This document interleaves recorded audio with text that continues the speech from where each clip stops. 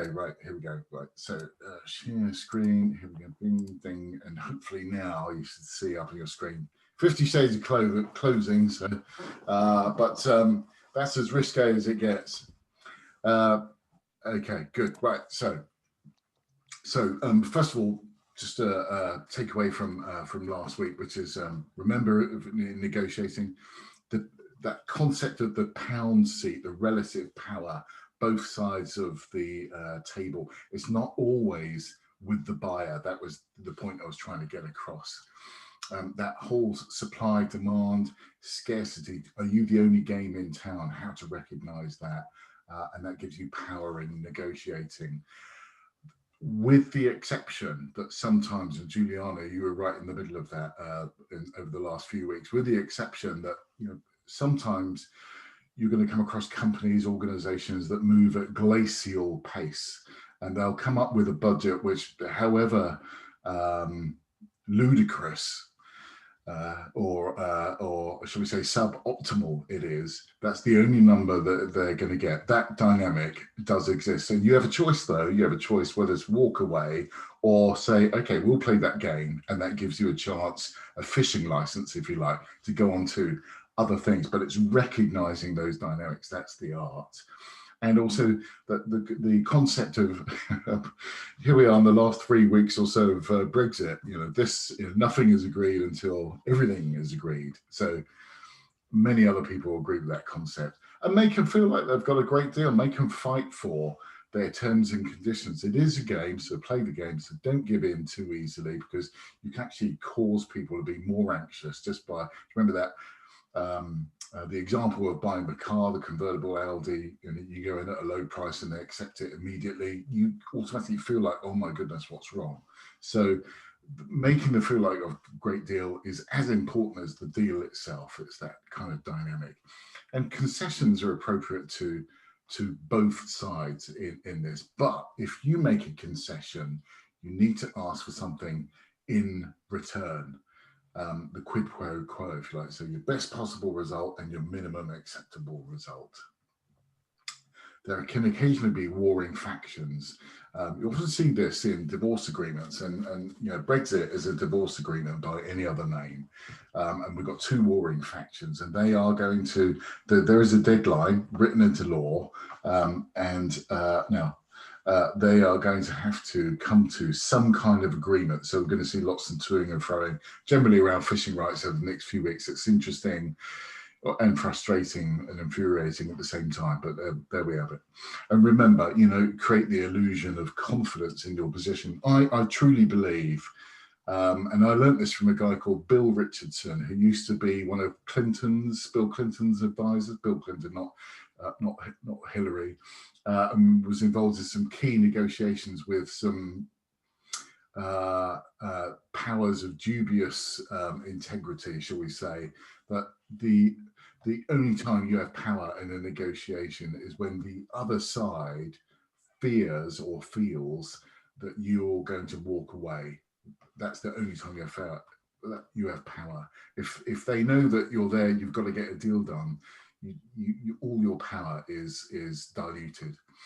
And then the concept of open extreme, really test that price, whether you're selling or buying, frankly, is you have a responsibility to your investors, which you may be 100%, but you have a responsibility to the firm to get the best price for everything. Okay, right. So moving on to closing now. It's a big subject area. We're scratching the scratch, and I hope we're going to bring out some real life examples that you've both been involved in about closing sales for your own business, because I can talk about it till the cows come home, but it only really has value if it's somehow reflected into your world with stuff that you're presently going through or about to go through, or perhaps learning why something happened on deals that have either come to fruition or gone south in the past. But so contextualizing that is important. And I define closing at the moment in which somebody agrees to buy your product or service. However, it needs to stay closed. It can't come undone. We want to avoid that at all costs. So it's not simply a sort of handshake and then we all move off into the sunset. Sometimes extra work has to happen in order to keep it in place before product gets delivered, etc., etc. So there's a process after that as well. And the assumption in closing a deal is that you've agreed the major moving parts of a deal, if you'll forgive the expression, which is generally pricing, the specifications, so a quality sort of aspect, and delivery dates, timelines, things like that, all of which are major components of any negotiation. I don't think I'm teaching you anything new there, but that's my definition. So my question to you is, and I'll look for a bit of feedback if that's okay, is how do you know you've got a commitment to buy when you're talking to someone on the phone or in person? How do you know when you've got their, when is it actually a sale for you? Linda, can I ask you? Oh, I'm just thinking, actually, I don't know until they actually, well, in terms of the end customer, do they actually press buy, to be quite honest, because you can talk to somebody, you can explain what your product does, it's the best one, or you can try and persuade them it's the best one. But it's not a sale until they actually click buy.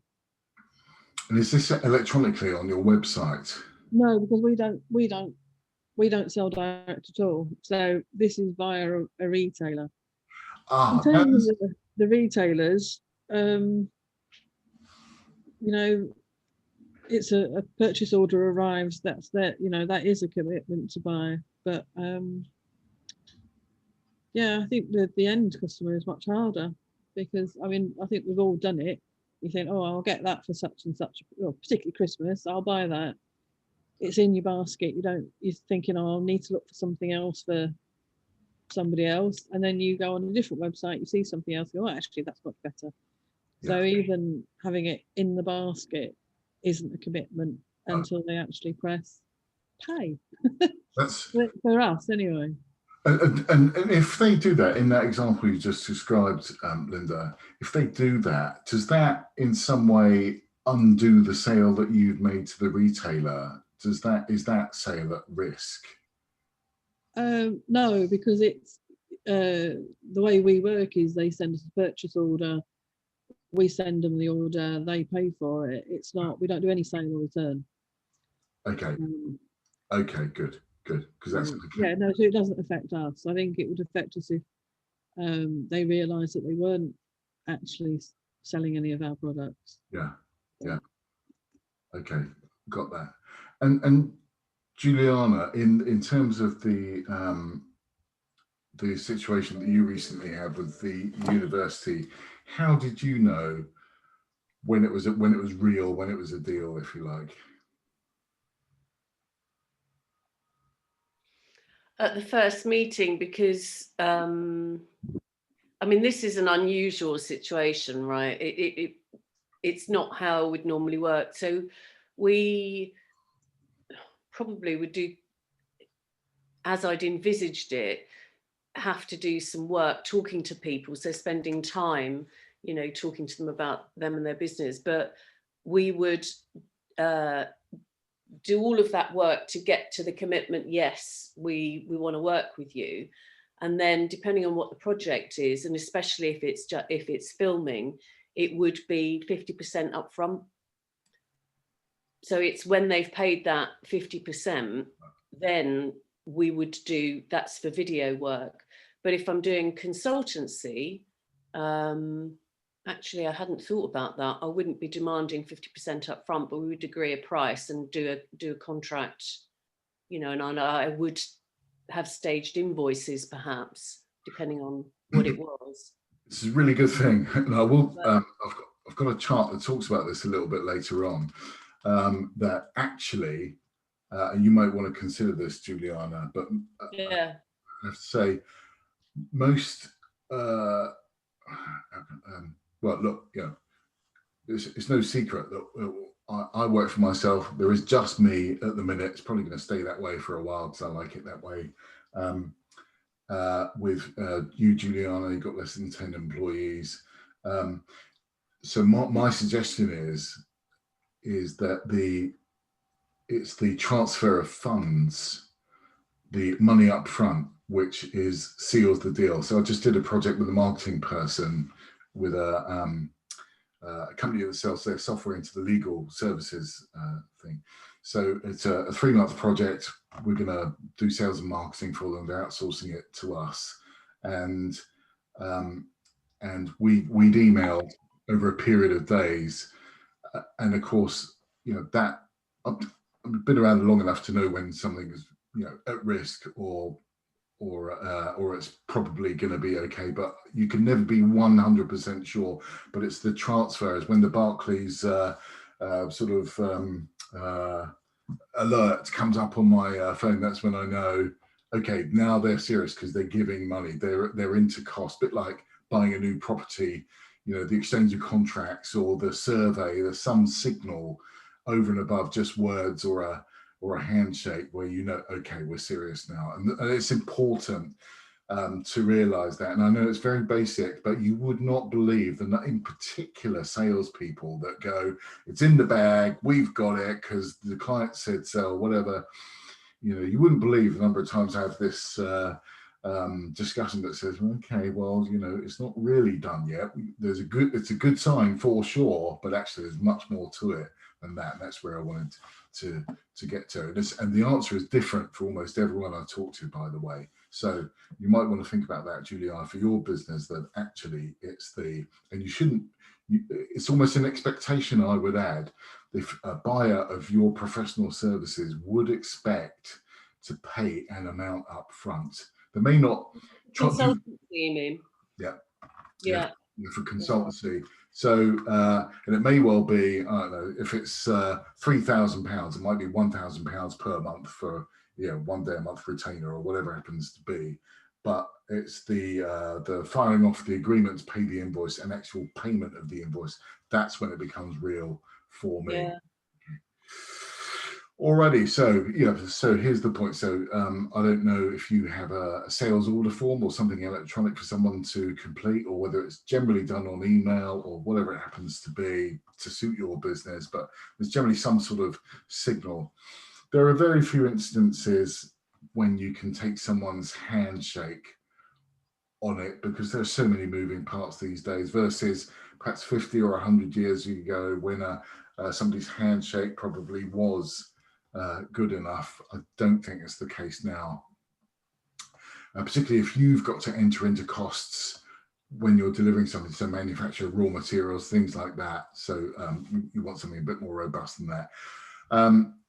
Or you might be entering into a contracting process, engaging lawyers. Hopefully you don't have to do that too much, but or if you've won a tender, and that may or may not be part of your work, but tenders are unfortunately sort of an occupational hazard these days if you're in, especially for professional services.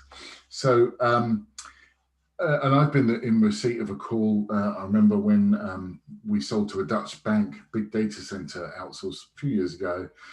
We got the phone call 10:30 one Thursday morning. And we knew that 2 phone calls were going to be made, one at 10 o'clock and one at 10:30. And we got the one at 10:30 to say, congratulations, you've got the deal.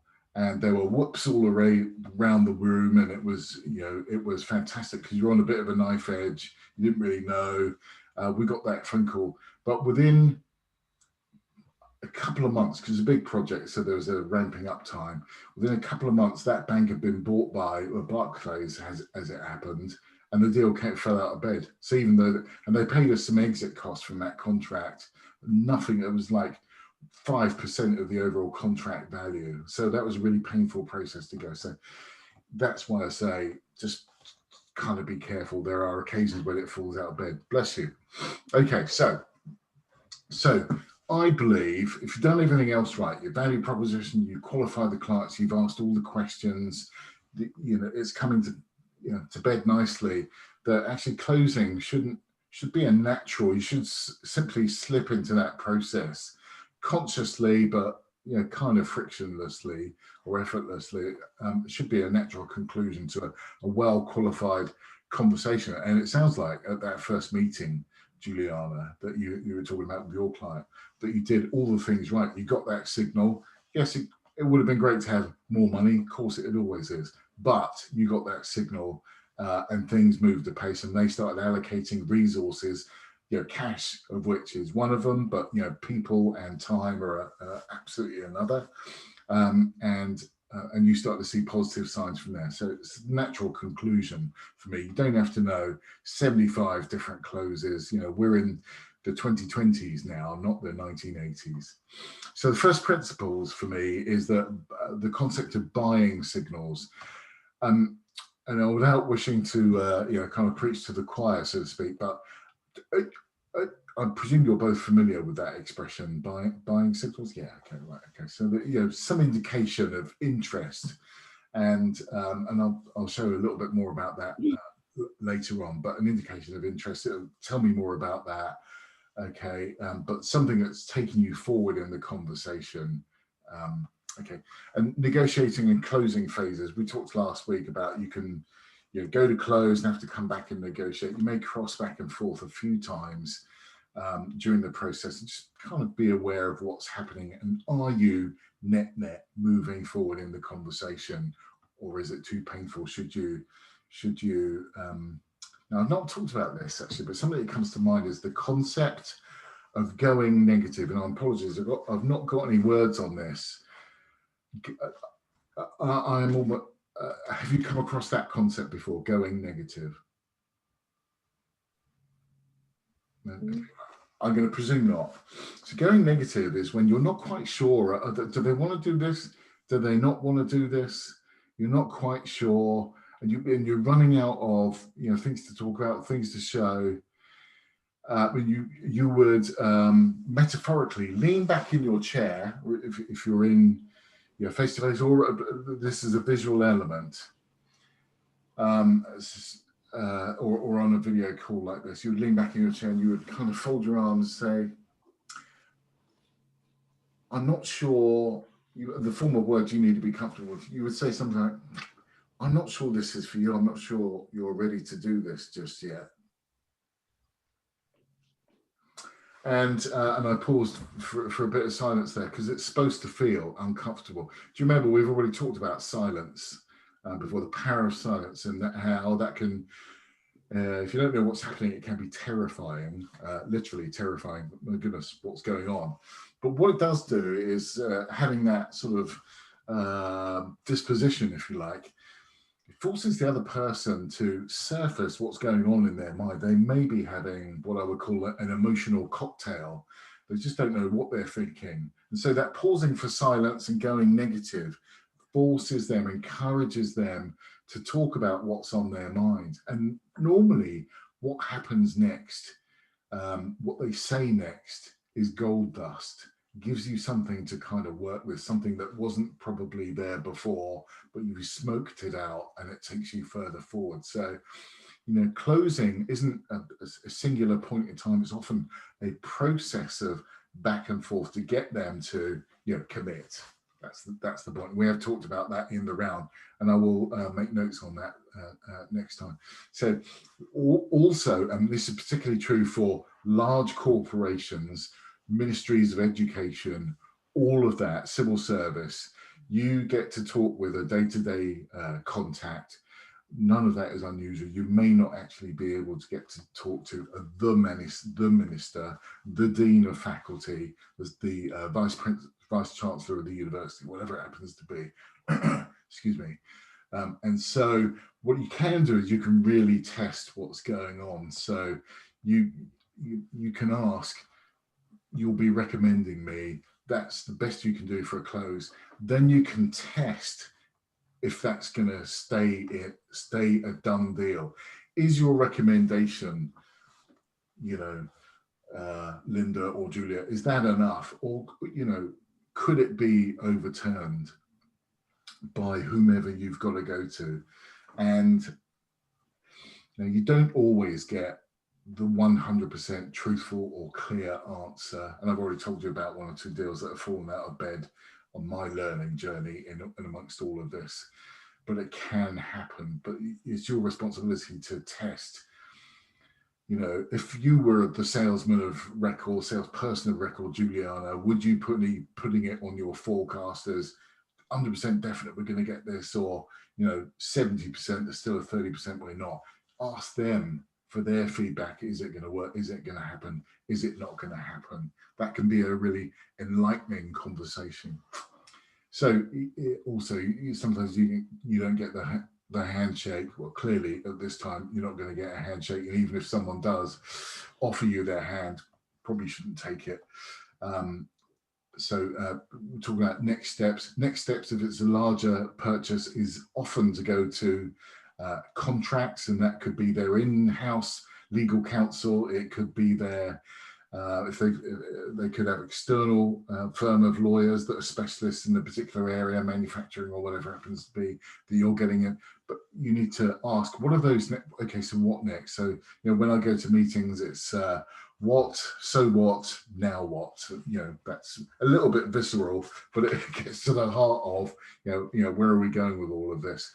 And as always with contracts, your client will almost certainly want to use their papers, because they're incredibly one-sided normally, and they will be entirely in the favour of the client, and but they beg to be negotiated as well. It's a negotiation, and if you just accept their terms and conditions at face value without even testing them, you know, that undermines your position. It's your responsibility to test them. There may be nothing you can do about it, but it's your responsibility to test. And that also, we talked earlier on in the series about setting the tone for client relationships, and that sets the tone that you're not just going to be a pushover, that you're a business person to be reckoned with as well. So, you know, chance for you to show your resolve, if you like.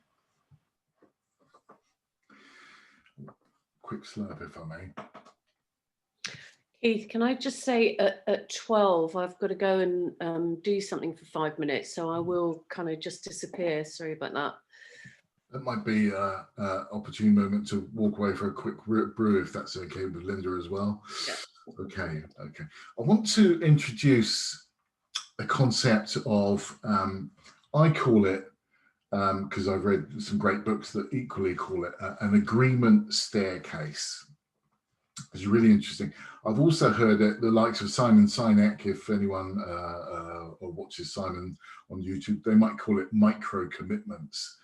But the concept of an agreement staircase, so rather than going from A to Z, where A is your opening conversation and Z is closing the deal and handshaking, we offer a series of questions to the prospect or potential client around just taking us forward step by step through the journey. So they're generally, and I'm gonna make this ridiculously simple just to get the point across in your respective worlds, and I'm very happy to talk about that in more detail if you want to. But in your respective worlds, you'll have an equivalent of doing this. So I'm imagining, because we went to do this last weekend, going into the TV store. I love technology, and I actually enjoy the process for the most part of actually going in, rather than just ordering online. I enjoy the process of going into the retailer and buying. That's a big deal for me. So this is, and I have to say, it didn't happen like this, but because they're not generally very good salespeople in stores like that. They're order takers, if you like. You want to buy something. Sometimes they try their utmost to get you not to buy it, it seems. However, for the purposes of this conversation, an agreement staircase could look like, do you like the 4K screen, which is a particular kind of technological sort of standard, if you like, for a screen, clarity, lots of blacks on there, deep shades of blacks, etc. So, and the answer might be yes, might be no, actually. But yeah, let's assume the answer is yes. Yes, okay, so that's drawing us a little further in. Again, it's a gentle question. It's not an overt close, if you like, which can really turn people off. It could be, do you like it in red or black? choices of components, choices of colors. Again, defining what they want to buy in a very gentle, conversational manner that seems sort of gentle, low tension, all of those dynamics, but natural and authentic to you as well. And it might be, is this going to fit okay in your living room? So perhaps it is a massive telly. We just haven't got, a bit like the forklift conversation from a few series ago, a few classes ago. We haven't got the room for a massive telly in our living room. It's got to go in a particular space. So all of a sudden, it's not an obvious question to ask. So an open question about size of screen might be more appropriate, but will that fit okay in your living room is a way of getting to that. And yes, that would have fit okay in the living room, but also you're getting them to visualize where it's going to go. You're drawing them in naturally and positively into the process. They're kind of visualizing, affirming it's positive. They're making that kind of buying decision, and they're also buying you in the process as well. And then there could be a test close.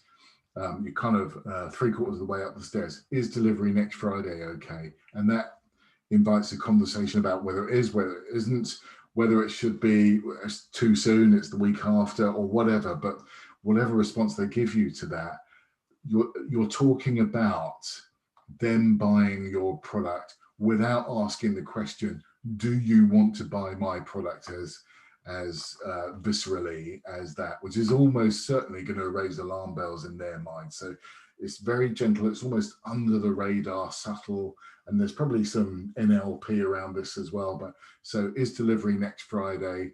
These are all agreement staircase questions which are taking you on your journey to closing more sales. And if it's not okay, so when would you, an open question, when would you like to take delivery? And again, that takes you further on the scale. Final one, imagining we're in store, is cash or card.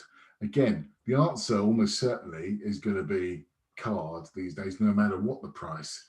So, but it's taking you, we're sort of in letters of the alphabet, we're probably almost at Z at that point. But until the cash has gone through into your account, we're not all the way there. But that's the way of getting there. So it's an agreement staircase. Sometimes I've heard it called micro commitments. This word micro, I've seen quite a lot this year, and not always in a positive sense. But so that is some of the language that's starting to seep into the sort of business community is micro commitments or agreement staircases. I like, staircase thing with the lights at the end being, perhaps the sale, the deal, whatever. I don't know. Maybe it's because I'm a bloke, but I find that kind of appealing. All right. Okay. So the concepts of rule number one when it comes to sales, and you need to find the language that you're comfortable with, that does the job for you, but also in the eyes of the prospect or customer as well, is whether it's a multi-million-pound deal or a smaller order, is to ask for the order. And it's, as we've just discussed, it's not always, do you want to buy from me right here, right now? I mean, it could be if you want to smoke out whether they're wasting your time or not.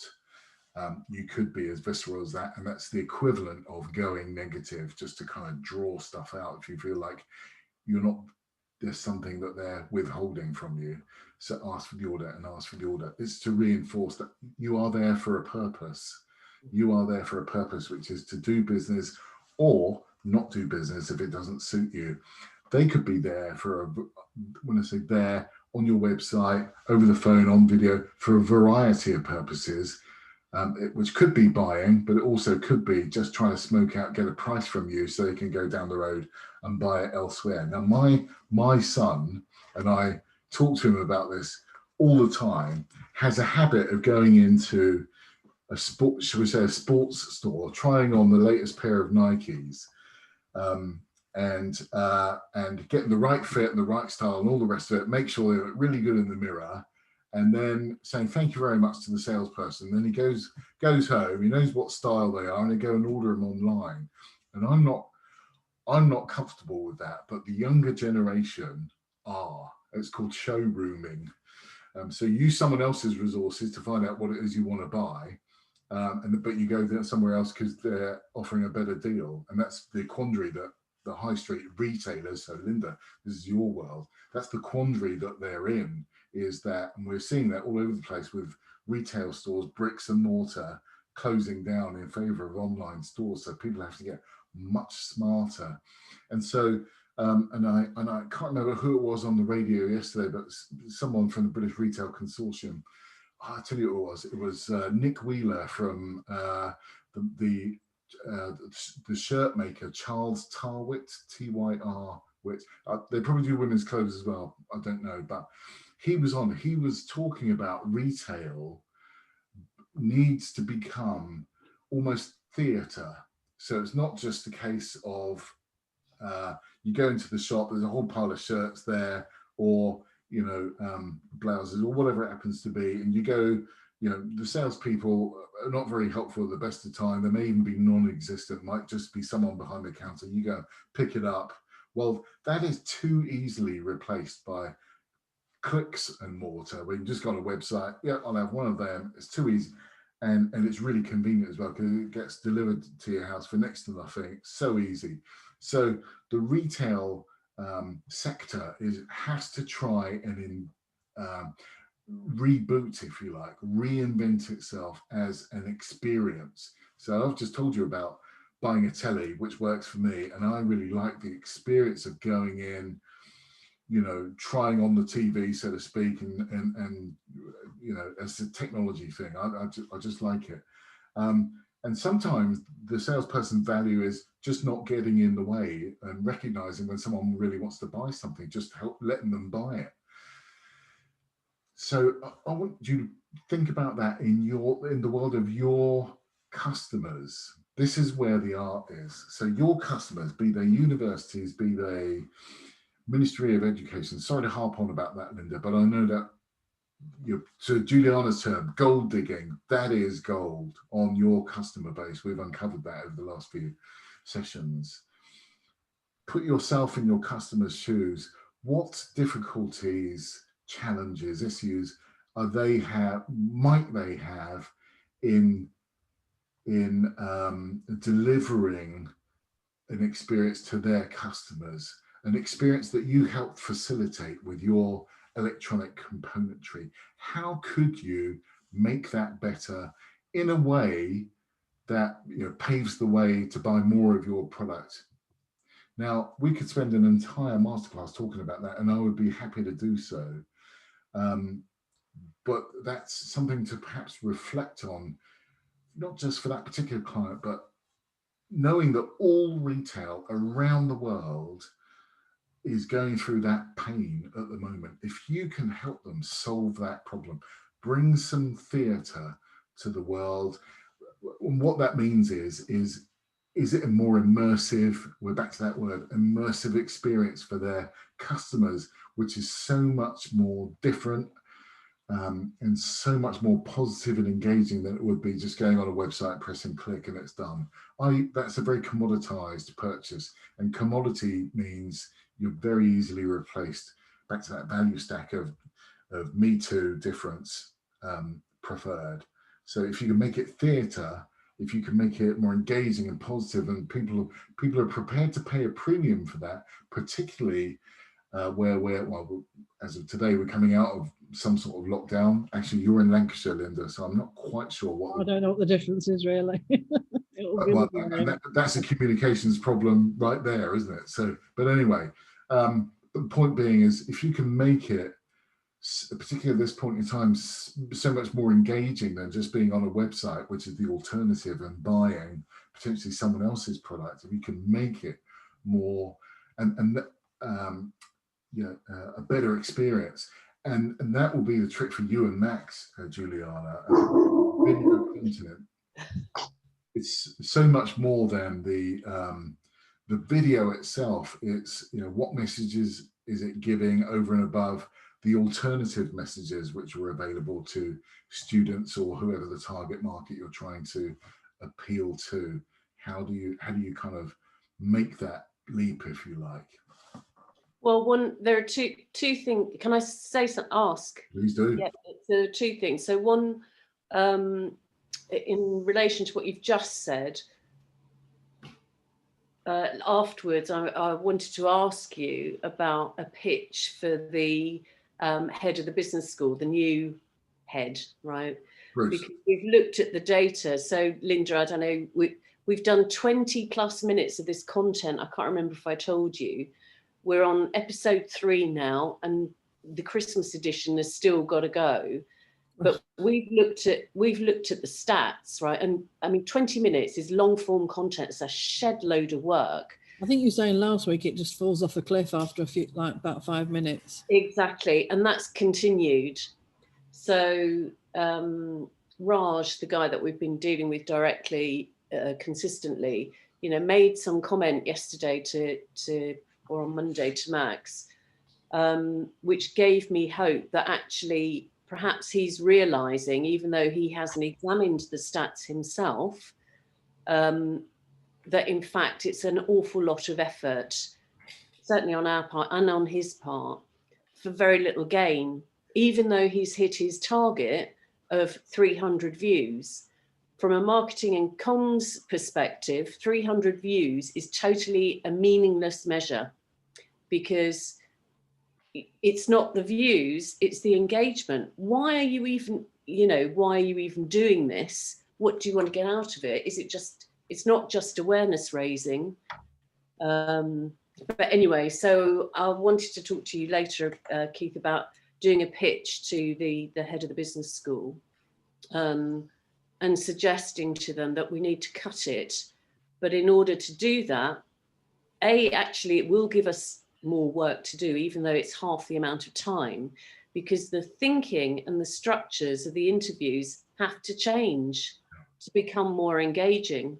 And they really do need to start thinking, why are we even going to spend this money doing this? What are we getting out of it? Anyway, I just wanted to say that is the next step for us. But Linda, I wanted to ask you about, you talk about the big, you retailers, they're your, or resellers are your target audience. Is the relationship you've got with them entirely transactional, or is it a relationship? Is there more to it than just giving you a purchase order? Just thinking about what Keith has just been saying about theatre and all the rest of it. How does it work for you? I think it starts off purely transactional, but I'm just not that personality. So it develops just because I am one of those people, I can't sort of, obviously been writing, how's it going in Norway? How are you dealing with COVID? What is life like for you? So I can't help myself. I will develop some form of relationship with them. And actually we're like, once COVID's over, we're going to do a nice tour of Scandinavia. We'd like, we'll do a tour of Australia. And, that's a bit of a way off, but we'll go and see our retailers. So, it's not purely transactional, but they're not going to stop my products unless they sell. Is a fun, I well appreciate that.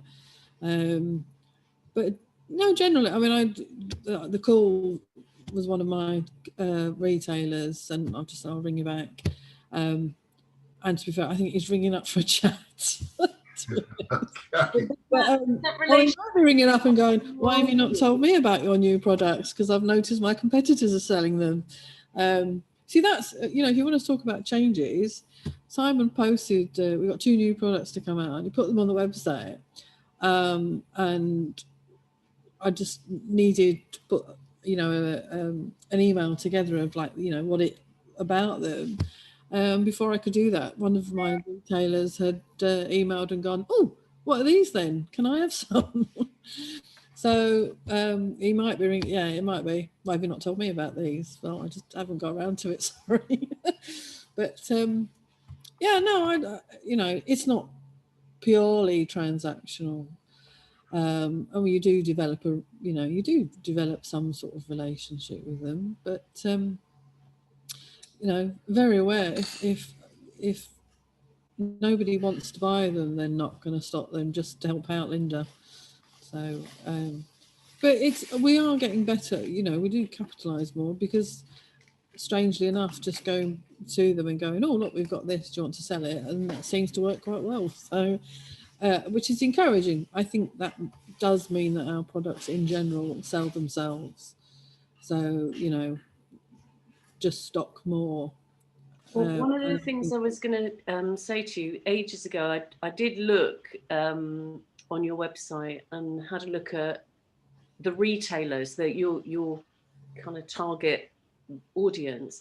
And I noticed, and I only looked at 2 sites, but on one site, they gave something about the company and why the products were so great. And, so they were doing your selling job for you. But on another site, it was just your products and the name, and there was nothing, they weren't your champion, if you like. Yeah. And I wondered if that's, so it's only 2 sites I looked at. You could do a survey of all of your retailers and see whether or not there's an opportunity there to, get all of them doing what the one retailer I did find has done for you. That's Chicago Electronics, I think. It's a Canadian company. Sorry, I can't remember who it was. But it was notable because it was nice to read about the company and, bigging up the UK quality and, all of that stuff. Whereas on the other one, it was just products in amongst a whole load of other products. Yeah. So I think that is just the difference between if it's the Craig owns Elmwood Electronics in Canada, but he also has a branch, Chicago Electronic Distribution, I think, which is obviously in America. I think it shows you the difference between, I think there's sort of him and one other.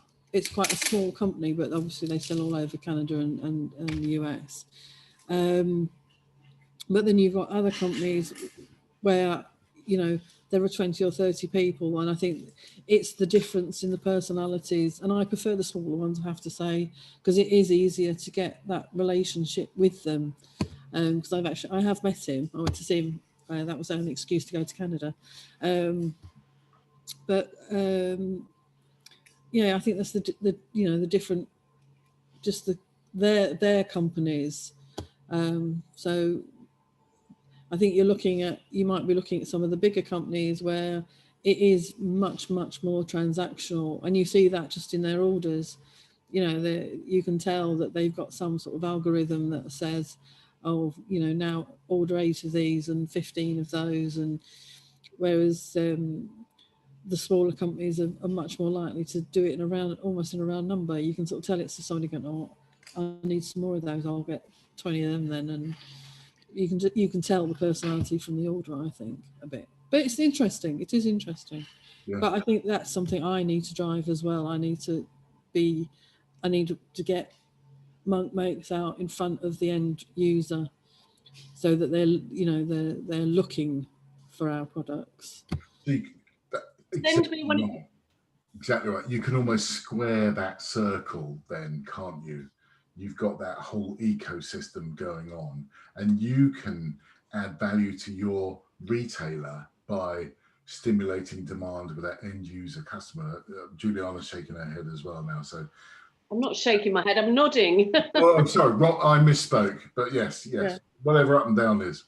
Well, that's exactly it. See, if we get people on our support going, oh, I can't buy your products in South Africa, it's much easier to go to a South African retailer and go, there is demand. We're getting people, would you be interested? And they generally, that is a good way in. Has that happened a lot then? Has that happened then? It has happened, but the problem is I'm just shockingly bad at actually getting on and trying, really. I mean, that's the beauty. This course for me actually is sort of, I think it's been great because it makes me actually think about sales, because it's too, you know, and then we have a discussion about it, but it's boosted my confidence to, you know, to actually get out and try some of these things. So yeah, I'm very positive. I think I you know, we are going to be, yeah, going to take over the world. That's our plan. Well done, Keith. There you go. Thank you. Get that in writing. Yeah. Yeah, there's a soundbite right there. Thank you very much. But well, that's wonderful. That's wonderful to hear. Fantastic. There's more as well, if you like. Am I okay to sort of press on? But I mean, this is really good quality dialogue. I'm really excited to have it. So here we go. Myself for a moment, please. Yeah. Okay. Well, actually, can we put? Is that okay to go on mute? Give me 3 minutes. I'll come back in a second. Is that all right? Just give me 1 second.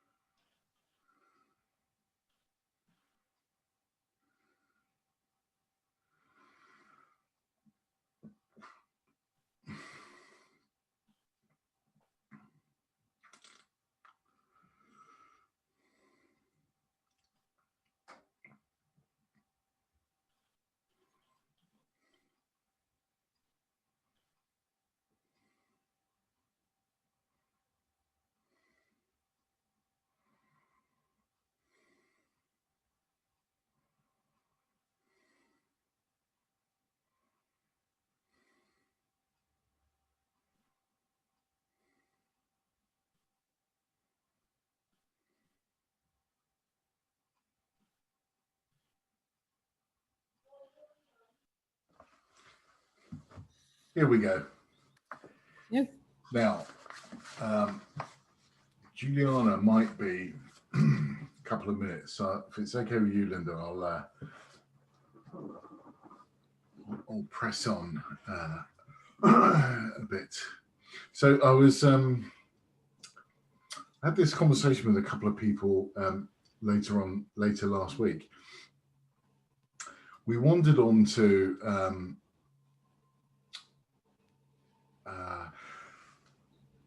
the dynamics of a woman in negotiating. I know I'm on perhaps sensitive territory here, so I want to be kind of careful. My underlying point is, though, is don't underestimate the powerful dynamic of being a woman in a negotiation. And I'll tell you, I was speaking about it with someone called Natalie Reynolds, who's the CEO of I think it's Advantage Spring. You'll see her on LinkedIn quite a lot. And I was on her negotiation course 9 years ago, and it was I was with Heathrow Airport at the time. They put 5 or 6 of us on it, and it was like £10,000 a week for each of us for a week. So she worked. Wow. She worked for us at the time. And I have to say, I've got huge amount of return from that. There are 2 courses in particular that I've been on in my sort of professional life that stood out. The power positioning one that I referenced earlier, where there's no dialogue in the English language, and the whole concept of presenting without that dynamic, but also negotiation. And much of this content, I'll be honest, I've if you've been on a training course and you use whatever tools you've got from that, I would hope so anyway. Much of the negotiation and experiences, learning that I've got from negotiation comes from Natalie's sort of content and our ongoing conversations. Anyway, women in negotiation often feel, and I know I'm on sensitive territory here, so I'm happy to have some feedback, and I'd be really interested in your feedback. But often women negotiating with men, shall we say, with a similar badge, job title, don't feel comfortable negotiating or end up leaving money on the table. Now, it's a blanket statement, and I'm sure there are exceptions to prove the rule. But my point is, as a bloke who's negotiated with lots of people over the years, is you shouldn't underestimate, especially if you're a mum. You just know that there's a look, a tone of voice, a facial expression, something like that, where you can win the upper hand and get what you really need. Now, is that manipulation? Maybe, maybe, but actually getting to the right answer for you is really what it's all about.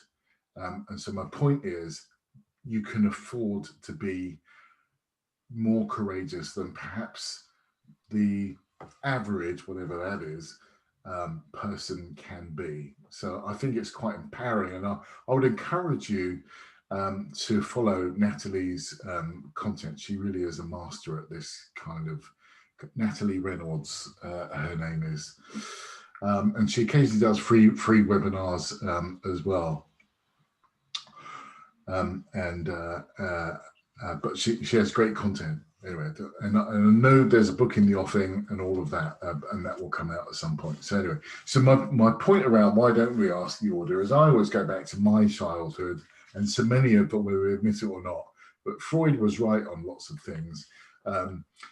Much of the way we behave to others and of ourselves is, shaped around early childhood experiences. And the reason why I found it really uncomfortable to ask for money is because we didn't have any when I was growing up. And so even asking for an ice cream was likely to be, no, can't do that.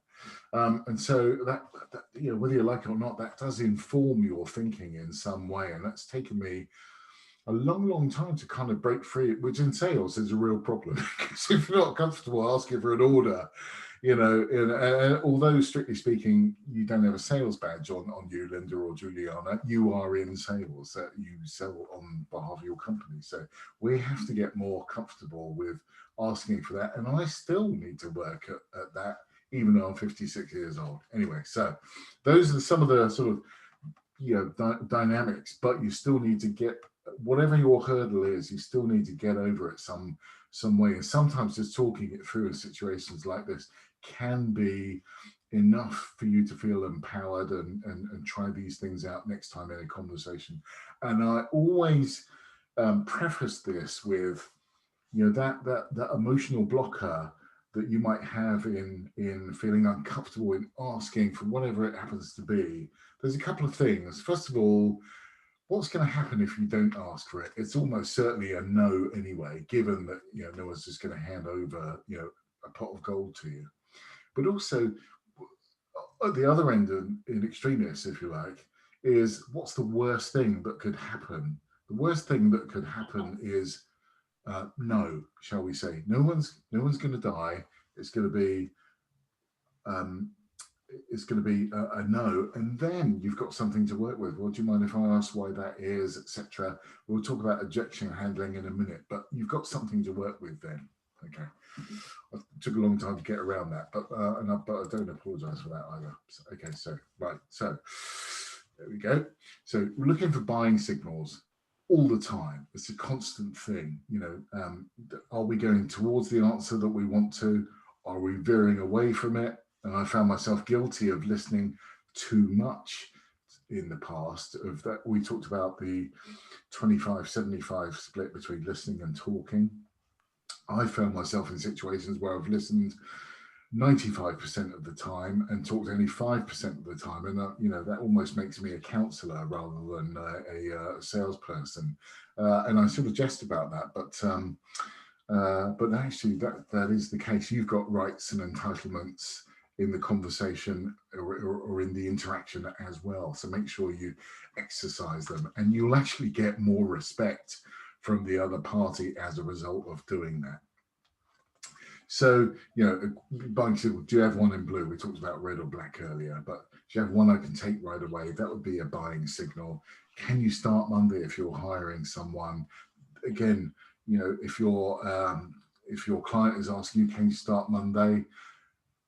That's potentially a great buying signal. These are all, okay, that's all this. Anyway, so I've told you the forklift story from before. Have I told you that one? Yes, no, forklift. Okay, right. I don't remember. Okay, so I think actually I talked about it on the introduction to sales call. So there's a true story about a mate of mine that sold for a company called John Deere. And if you're familiar with Canada and the United States, Linda, you might be aware of John Deere. They make farm machinery, big combine harvesters, all that kind of stuff. And he worked. No, I think the environment was actually a warehouse, but similar kind of equipment. I think it was forklifts well, it was actually forklifts. So anyway, the warehouse manager asked him, "Are your forklifts noisy?" Yeah, no, I remember. Okay. Now I remember. Yeah, Yeah. no, I remember. So I shan't bore you anymore with that. But anyway, that thing around testing, why are they asking that? Again, discovery. Why are they asking? Don't assume. So those were the points, right? So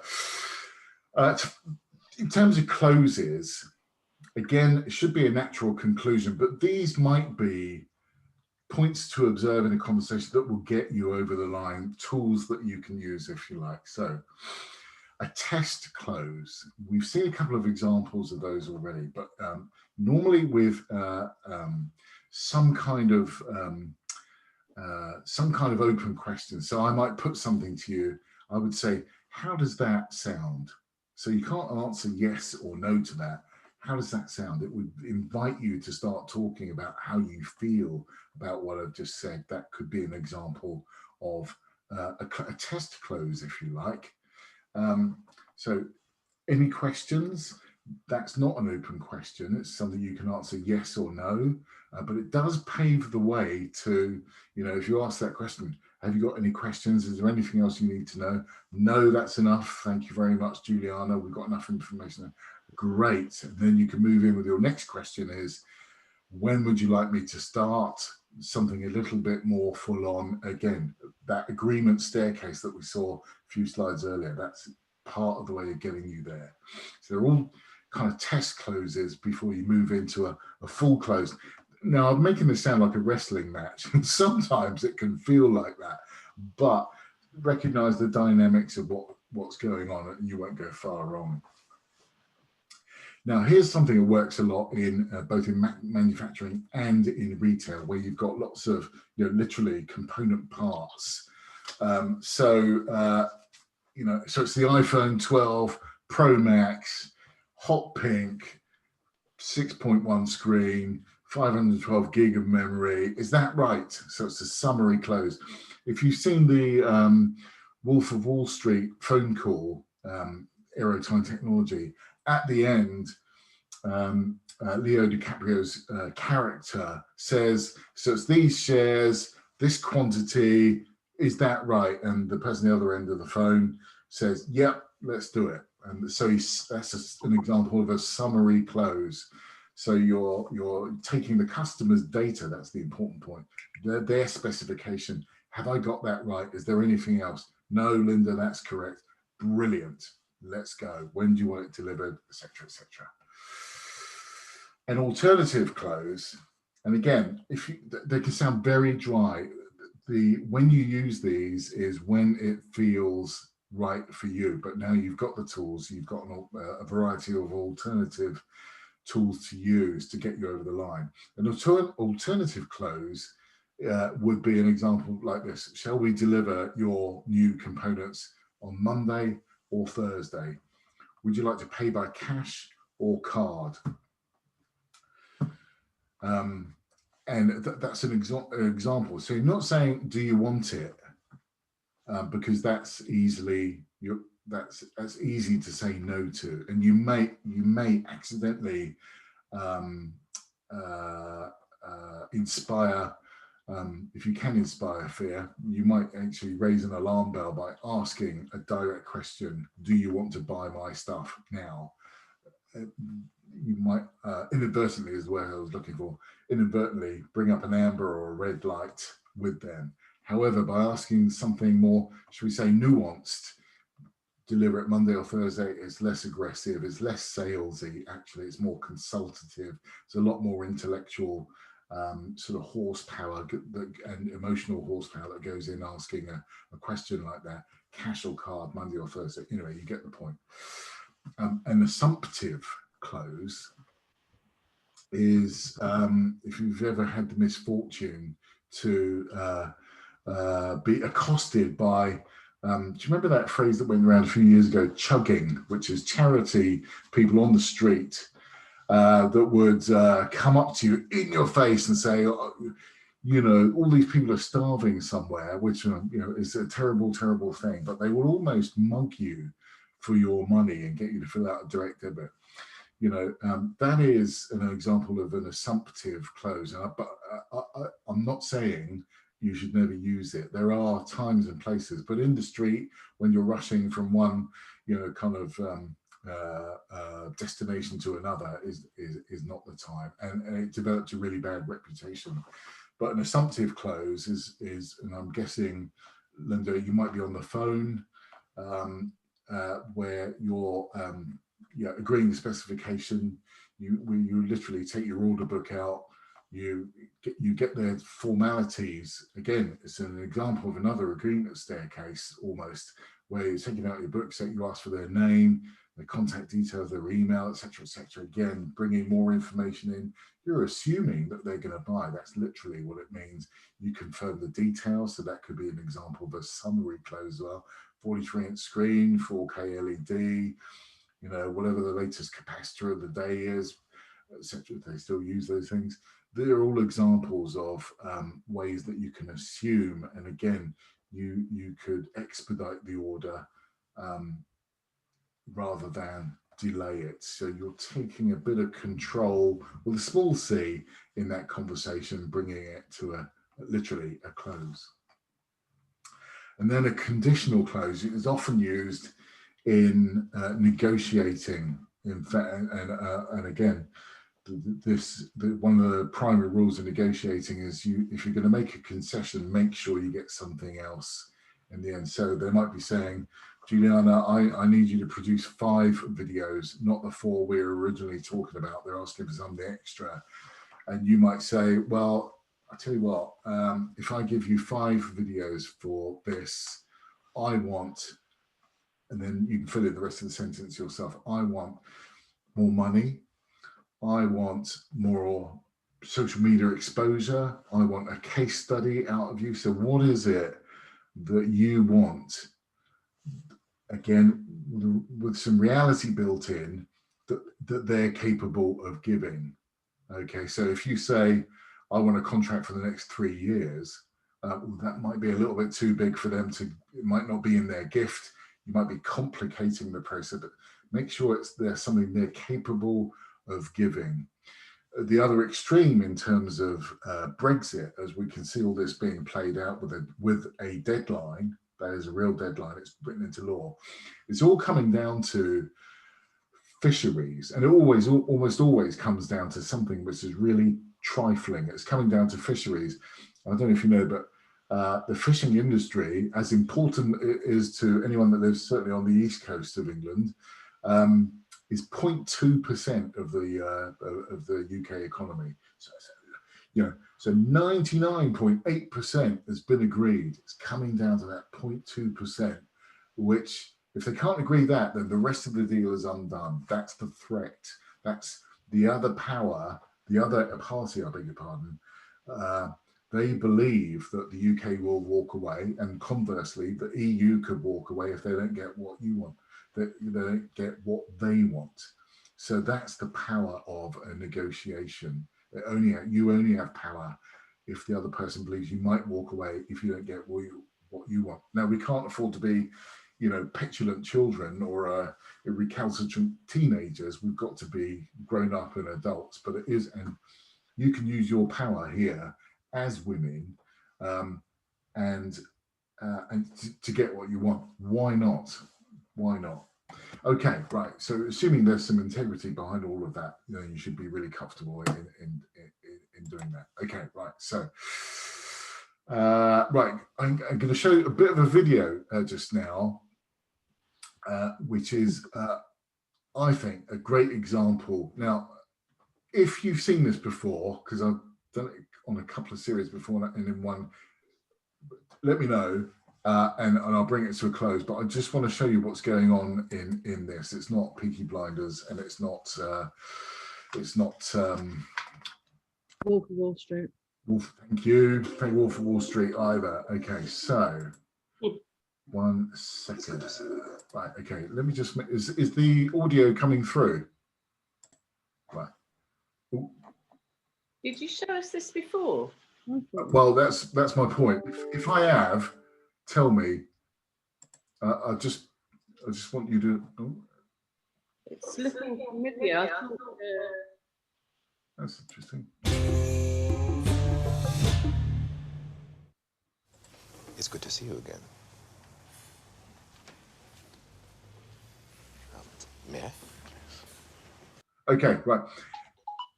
Has Linda seen this before? I think so. Okay. I think you've shown it to us. Yeah. All right. Point being that so therefore I won't show that. But the point being is that there's a really powerful use of, I've got to get more scenes where but I wanted to do something that's perhaps a bit more contemporary, because I could go through The Godfather all day long, but that's 50 years ago. So anyway, there were some powerful uses of silence in there. There were some test clothes. If you remember that scene, there was $3 million, so I won't go through it. If I do this, will you do that? It was a great example of conditionality in that scene as well. And it was a case study. So Gus had researched his client. He really enjoyed the value of Walter's work, huge compliment on his product, and he was using that case study as to further encourage Walter into Gus's enterprise. Notwithstanding, it's an illegal enterprise, and we shouldn't get into that. But the point is, it was a great example of listening and buying signals also. Okay, right. So going through all of that, what might happen next is, and you'll find Natalie Reynolds uses this line, and it's a great one to sort of seal the conversation, which is brilliant. We have a deal. And then whenever the world rights itself, you can lean across and shake the hands. And I can only speak from a man's perspective, and I hope someone of integrity, but that actually is, and someone did that, Merrill Lynch, to me a while ago. I made quite a big concession, and I knew that I'd overcommitted when the guy Bill leaned across the table and said, "I'd like to shake your hand on that part of the deal." And that's when I first learned. It's when I first learned that that's a gotcha. I've been had. And it was a big learning. So please, I'll tell you this because I've made mistakes, and sometimes that's you learn more from making mistakes than you do from successes. Thank you for nodding your head. But anyway, I learned that lesson, that nothing's agreed till everything is agreed, and that was a real life. Forget Brexit because that's all in the newspapers and on the news at 10. But this was real life for me. So nothing's agreed till everything is agreed, and then to seal it, we have a deal, or shaking hands, or some sort of dynamic that suggests that we have a deal, literally. Okay, what next?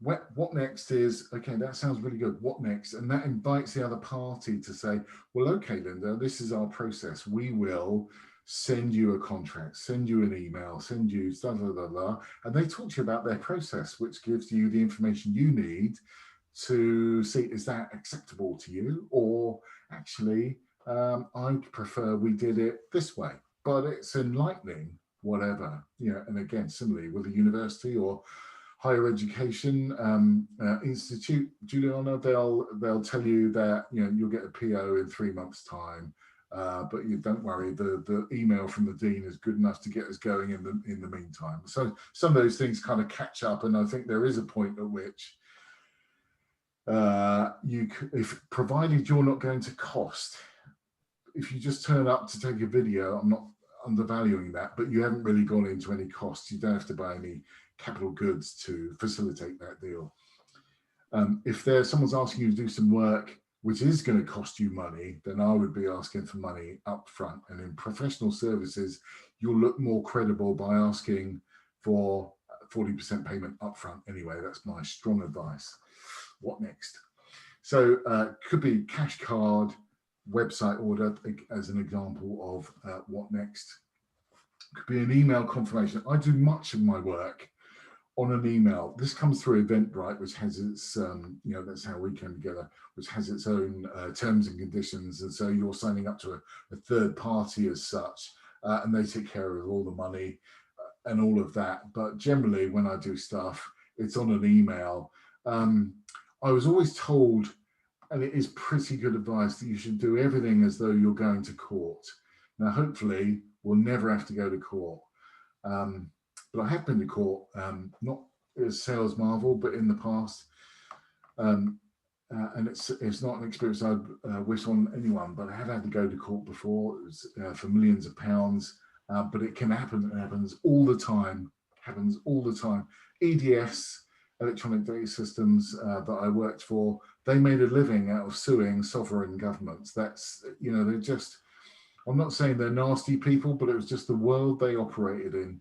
I don't want to do business like that anymore. I want to do business with, the people that suit me rather than people that I have to work with. So here we are. Anyway, an email confirmation is good enough for me. If, and I don't have any above the line costs, other than a bit of fuel now and again, or a Zoom license, which is de minimis. But if I needed to go to the court, an email, there's plenty of precedent that an email plus the behavior after the email, like I'm delivering a service to you now, that's sufficient for a court to say you behaved, both parties behaved as though there was a contract in place and money changed hands, etc. Okay, the letter of intent, my goodness. Letters of intent are good, but they can still be undone. Now, Linda, you're doing business internationally. Are you Forgive me for asking noddy questions, but are you familiar with the concept of a letter of credit? Yeah, but I mean, if they're a new customer, I can pay up front. I don't do any credit. No. No. You But earn my trust. So it's, yeah, a bit like Steve Gates said for me one time, we want money from your account into our account. That's our goal. But which I still love. But letter of credit, I won't go into any detail. They exist, for me, nowhere near as good as cash. So it could be, again, what's next? Could be, we'll raise a PO. The first time I came across this was doing a deal, very small deal with BP.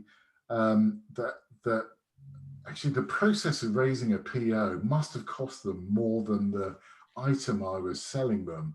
But it's the way they did business. Didn't make sense to me at the time. It sort of makes sense to me at the time. Now, I beg your pardon. I think nowadays, if you were doing something with a big corporation, they would almost say, in fact, this happens quite a lot with software, is that we'll buy it on our American Express card, our company, because there's an electronic process that anything under a certain value, probably £1,000, something like that, they can buy it on their American Express card, and the audit trail is already in place. That they don't have to raise a PO or anything like that. It's easily taken care of. So that also is a bona fide, a perfectly acceptable way to behave. Or it could be, we've got an army of lawyers to come in around the table, and we're into big cost. And if they are, you probably need to be as well. I don't think we're either of us, any of us, are in that position just at the minute. But if you, and Cable and Wireless, by the way, massive telecoms company, almost went bankrupt. They were turning over into the billions a few years back. They did a deal with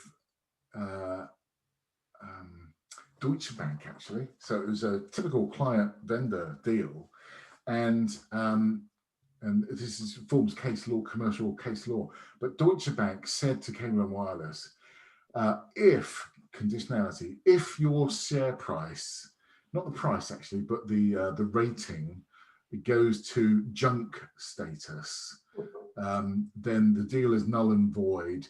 And it triggered another clause, which was about £1.5 billion in recompense. Now, I know we're talking about big deals in abstract, but it can happen at any scale. So the finance director, who left shortly after this came to light, the finance director said, well, that'll never happen, because our grade is, I think there were AB or something like that, A minus maybe, in terms of a stock rating. It'll never go to junk, because there's about 4 or 5 notches and the world is ended by the time you get to that stage. But there was a crash 2 years after. Deutsche Bank came back, exercised that clause, and almost sent Cable and Wireless under, and Vodafone had to come to the rescue, buying Cable and Wireless out, and they sold themselves for a song. Vodafone settled the bill. They got a new customer out of it, but the entire management team of Cable and Wireless, their careers were toast. They were history as a result of doing that. So anyway, that actually can happen at any size of deal. So don't accept something ever in contract law where you think, well, that'll never happen. You've got to manage that risk. Okay, so what might happen next if you get a no? Now, a no can be refreshing, as bizarre as that sounds, because there's one thing worse than a no right here, right now, is a long, drawn out no. I don't know if you've ever had any of those where I'm still thinking about it, or we're not quite ready to buy yet, and they kind of they're on your list of people to phone or in your CRM system, but and that's when I use, when they say, well, I need to think about it. That's when I go negative, as I talked about earlier, and I say, well, actually, normally when I hear that, it's someone saying, well, they're not going to buy this. There's no way they're going to buy this. And I actually give them the objection, if you like, almost. And many times they'll say, do you know what, Keith, I'm just trying to be polite. I'm never going to buy your stuff. And it happens. And we're all over 18. So I can take that on the chin, but it saved me all that heartache down the line. So testing that no is really important. A permanent no is okay. But if you've been fully listening, your questions really should have teased out any objections like budgets, some of the basic stuff that we talked about, cost tellers, timescales, etc. You should have teased all that out already. Excuse me, slurp if I may. Okay, so some lessons learned is that I've told you a case story in my world as it was at the time. You might need to translate this into your own worlds, where you're and this can happen a lot in manufacturing, where you've got relationships that are generally over a period of time, and professional services too. You're increasingly being asked for, listen, Juliana, we gave you this budget last time. We're happy to do that, but can you just do this for us as well? No more budget, but can you just do this as a bit of a favor? And that's almost an agreement staircase in reverse. It's being practiced on you. Linda, there may be an equivalent in the manufacturing world. Something like, I know you said 8 of those. Actually, can you give us 10? That would really help us out. You're increasingly being asked to deliver more for less, and in technology it happens a lot. Or it could be a bit of extra discount to help us out this time around. We talked about professional flinches earlier. Negotiation, concession, it's a game. Now, if they're asking you for more, say, okay, Mr. Mrs. Prospect, I will do that, but in return, can we, and then again, asking for more than something else that they're capable of giving that might not cost them anything, but they're capable of giving it to. Give me a case study, get something in return. Again, always be armed with that thought, or a referral. Is there someone else that you can point me into, either in your company, perhaps another faculty, perhaps another part of their organization? Perhaps it's not Ministry of Education, perhaps it's something else, defense, whatever happens to be. And so it's your turn, in other words, the prospect's turn to deliver to you. If I do this, what will they offer you in return? That's a bona fide. It happens a lot. Now, so the case in point was here, where this guy in the bank was asking me for more and more and more. And finally, my management, not me, but my management said, stop, Keith. They are taking the mickey, the proverbial mickey. And I had to go back to the prospect and say, Tom, because that was his name, Tom, we can't do that no more. It stopped. You're testing out my price. I respect that, but we've reached that line now. And he said to me, Keith, I need to get to this number. And I found out he committed to his boss that he would get in 39. I was giving him 36% discount, the agreed number off of a global list price in dollars. And he wanted 39. He'd committed to his boss. So my ask for him was, Tom, I know you've got this consultancy deal going on that I haven't got sight of. Your company is doing this, having this conversation. If you get me that deal, I'll give you that price. Now, that was a big, so he'd asked a big question of me, involving me going back to my management to say, he wants even more off, but in return, he's going to give us this great big consulting project as well, which is better profitability. There's much more margin in than selling hardware. And I was able to get him that price in return for him giving me a deal. That him giving me a deal ended up with him taking it away from someone else who thought they were going to get that consulting services deal. And I've been on the receiving end of conversations like that. So that was a win. Anyway, so that can happen, but understanding the agenda, if you like, be it the career or professional agenda of the person opposite you, helping them understand, walking in their shoes for a little while, if you like, can bring a further discovery and enrichment of information on your side. You can get to a much bigger win potentially by knowing that. So also, and this is talked about in Michael Lewis is an author and used to work on a trading floor for, I think, Citibank. And he talks about playing spoof with his colleagues, which is almost like truth or dare. And someone, I can't remember the exact exercise, but if they ask you for something really difficult for you to do, perhaps it's extra discount off your product, which almost makes the deal not worth doing, rather than a blanket no, what you can do is you can give them something equally difficult that they're almost certainly going to say no to. It might be something awkward, like, okay, I'll do this video, I'll do it at that price, but I want all the money up front, 100%, not 40% up front. I want 100% up front. And that may not be in their gift, but you're asking, rather than giving them a blanket no, and it makes it look as though you're being uncooperative in the process, you give them something that's equally difficult for them. Because as a buyer, they're probably more comfortable being uncooperative with you than you are being uncooperative with them. It's that pound seat, the negotiation, and the perception of who's in the pound seat. Did any of that make sense? Giving them something that's almost impossible to agree to because it's you've asked them a lot, but it's a more polite, more the Foreign and Commonwealth Office play this card a lot, and for the other person to say no is it keeps the relationship intact. It keeps you moving forward, and you don't have to make that concession. That's another way to get through this. Okay, Michael Lutz. The book he wrote was called Liar's Poker. So if you're on that plane to Australia one day, Linda, then Liar's Poker would be a great book to take with you, where you can get to understand. It's a little bit testosterone filled, but it kind of it's written in a pretty accessible way, even for the likes of me. Is this the same guy who wrote To Fail? Sorry, say that again. Is it the same guy who wrote To Fail?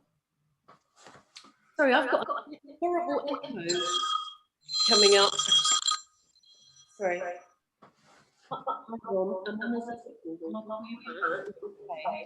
Yeah? Good. All right. All right.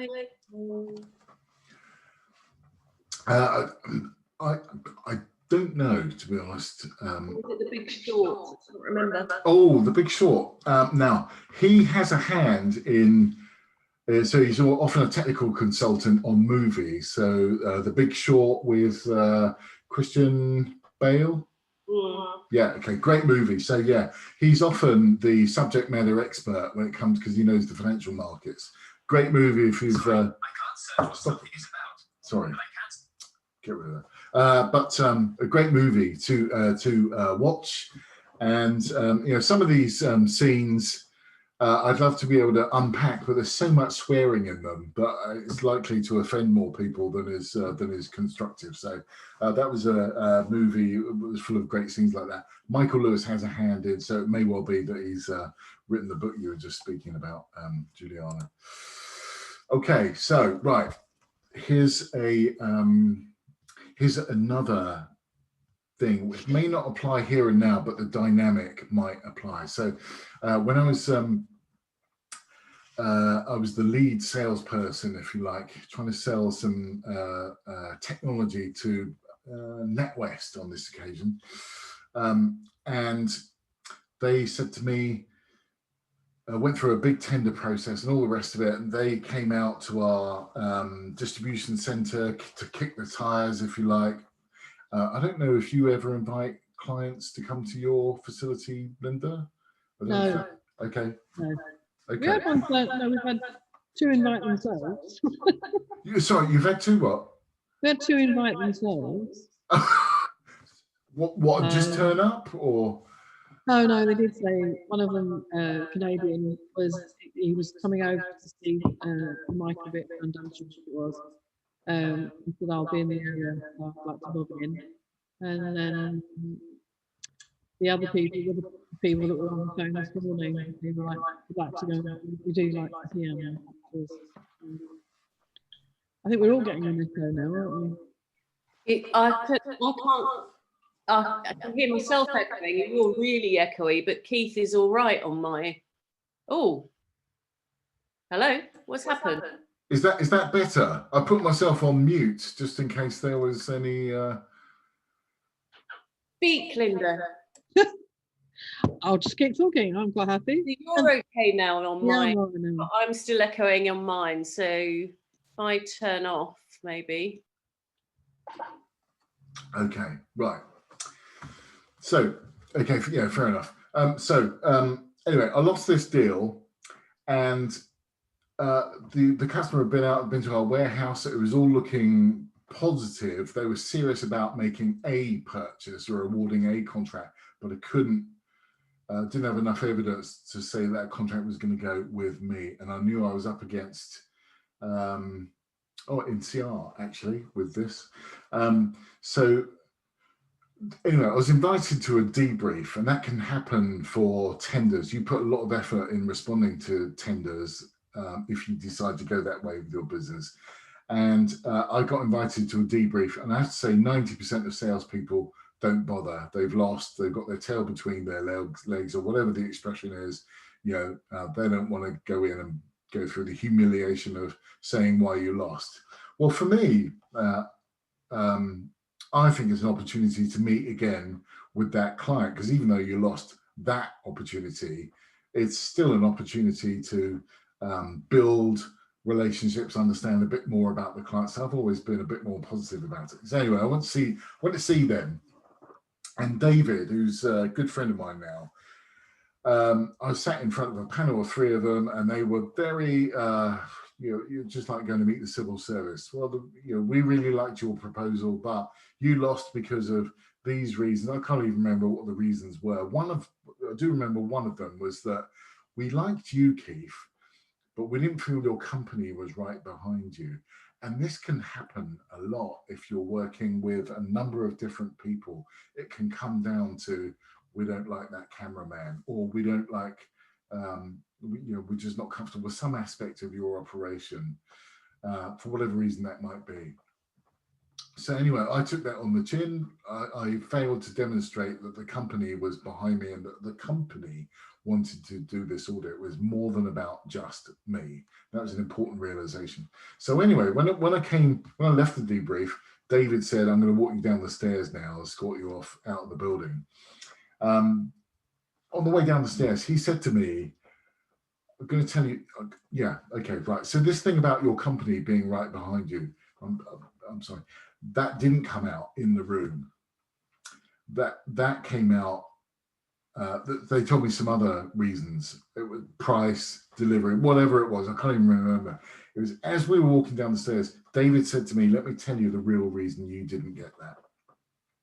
We didn't feel your company was right behind you. We liked you.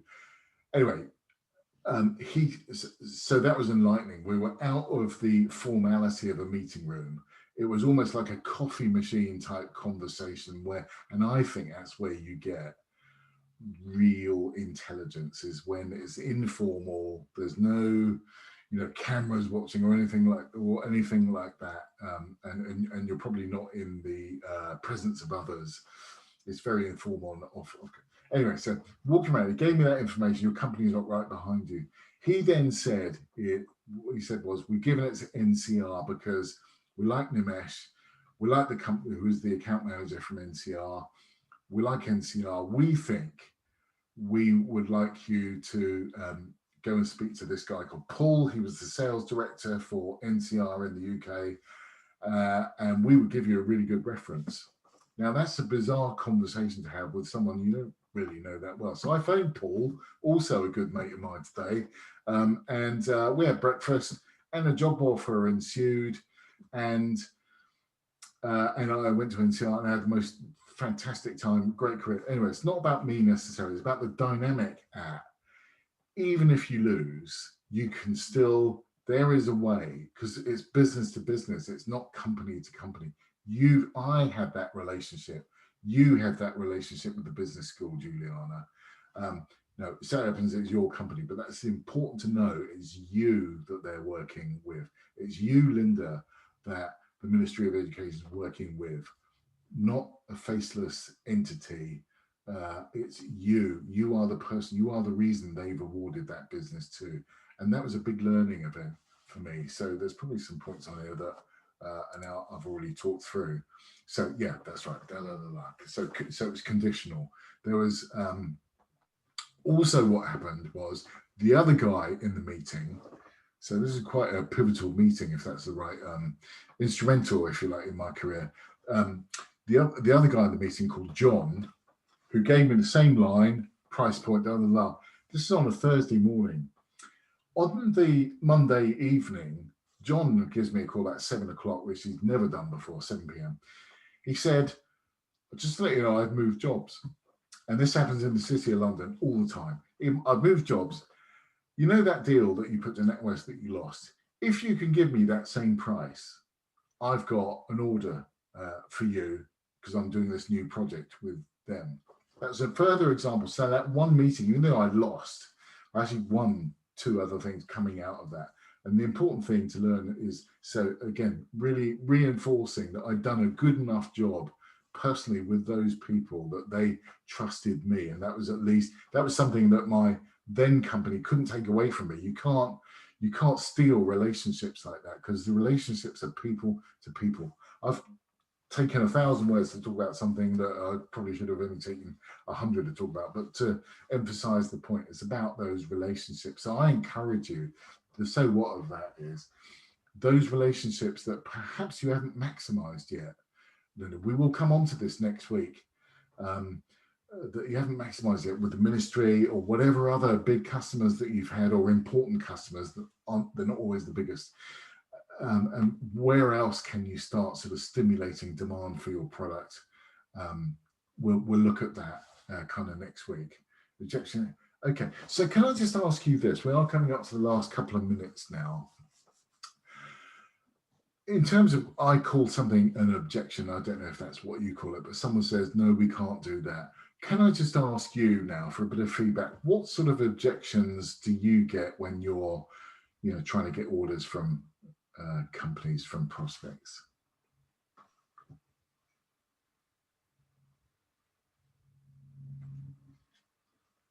I think it's for us, it's just down to price.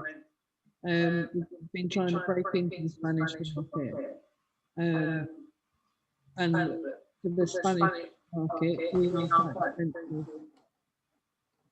So, not a lot we can do with that, though. No, and that goes down to tips, actually, doesn't it? What we talked about earlier, those there's some stuff, the market dynamics is something there's some stuff you can do something about, influence, and there's stuff that's just a matter of fact, you can't do anything about it. And it's knowing the difference, the wisdom to discern the difference between the two. Okay, so that was a price-related thing. So given what we've just, and I genuinely don't mind what the answer is, Linda, I'm just asking the question, but given what we just talked about the last sort of half an hour, if you were on the receiving end of that conversation again, have we talked about anything that perhaps would give you a different approach to having that conversation again? I think if we were having the conversation in person, I mean, most of what I do is over email, to be honest. And my Spanish is certainly not good enough to do it in person. I think there are 2 things that I need to concentrate on. Is one, that to emphasize the value of our products, that it isn't just as the component parts, it's the fact that it comes with a really good instruction booklet, and build on the extra value of the kit, but also I mean, all countries do have people with more money, don't you? And perhaps what you're doing is trying, no, you're not going to sell it in every school, but you've got, you have got private schools that might do it, or you've got wealthier parents, and and you just position, what you need to be doing is positioning your product in a different way. So, which is why we're not, it's sort of, we're not worrying about it, because we think there's still enough of the market for the people that do have a bit more money. I think this is from Southern Europe. There isn't necessarily that much free money, is there? Yeah. And why we're doing that in Northern Europe. Yes. Okay, good. Okay, that's good feedback. Thank you. Okay, so why do they need that price is a way of testing or exploring why that price is. Perhaps they just literally have no more money. Is there something else you can get? That might be a way of responding to that. We're back into the negotiation phase, understanding the component parts of a deal. Again, we've kind of talked about that before. Your personal flinch. Remember, 93% of all communication is non-verbal, so something very visual is helpful. And the conditionality. Now, sometimes it's just not possible, but if you don't ask the question, if you don't have the response, it's an automatic no anyway. The test close, how does that sound? And now this is something else that this is a last resort, but I have seen Juliana's smiling. I have seen this done before. It is a great way of getting an immediate no and being thrown out, or turning it around completely to a yes. And it's that if you really want that order, now if you decided, Linda, you don't want that order at all because it's bad business, that's another thing. Put that aside. If it's an order you really want, and you really want to, should we say, smoke out what and you're out of all suggestions, you could say, Keith, what would it take for you to place an order with me today? So you put all the emphasis back on that party to do all the thinking for you, basically.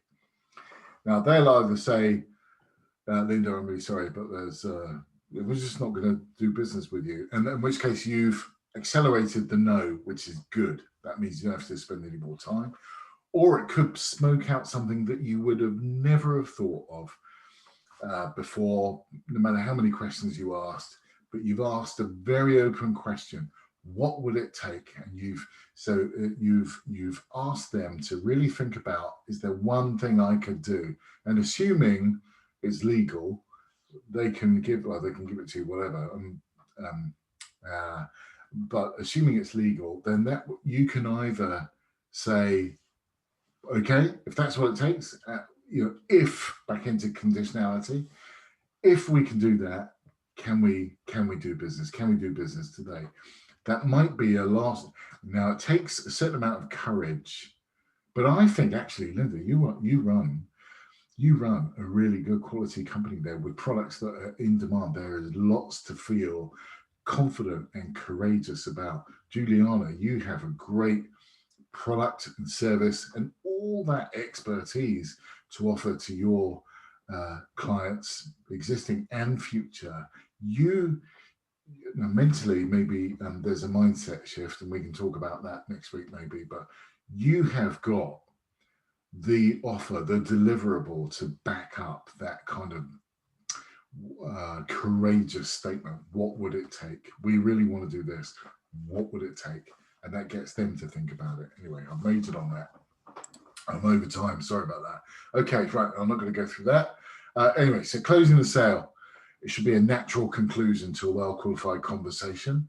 And if you've proved your value, made them feel like they've got a good deal, then that helps a lot. Rule number one, ask for the business. There are a number of different ways of doing that, but ask for the business. Test close. How does that sound? Are we okay with that? Does that make sense? Something like that. Whatever you're comfortable with that feels authentic. And always negotiate. Remember, no business versus bad business. We don't want bad. No business is better than bad business. The power of conditionality. If I give you that price, if I deliver it ahead of time, what can you give me? and then silence as well, really powerful. By the way, if you've ever seen the movie, fairly recent movie, Tom Hanks, Beautiful Day in the Neighborhood, which is based on a real life character, they very rarely on the screen do you get silence for a whole minute. But in that film, you do get it, and they hold the two parties, Tom Hanks and another party, hold the silence really, really well. And you can, when I saw it at the movies, you could hear the whole cinema, even they were terrified of the silence. It was really, really powerful moment. And be your authentic self, words you're comfortable using that will resonate with the other party. We have a deal. You can seal it there and then. Remember. Okay, so we'll go through that. Anyway, I came across this, well, I had this done, but I came across the phrase somewhere before, but I just thought it's kind of amusing way to wrap up after 7 months on Zoom. I'm guessing that we're all turning into one or more of these, and I just thought that was a humorous way of ending up the week. So I wouldn't ask you to name where you're going, but I'm almost certainly, well, I don't drink, so that's reduced my number of options anyway. So anyway, just thought, thank you again. I'll stop recording now. I will post it when it's all rendered and all the rest of it.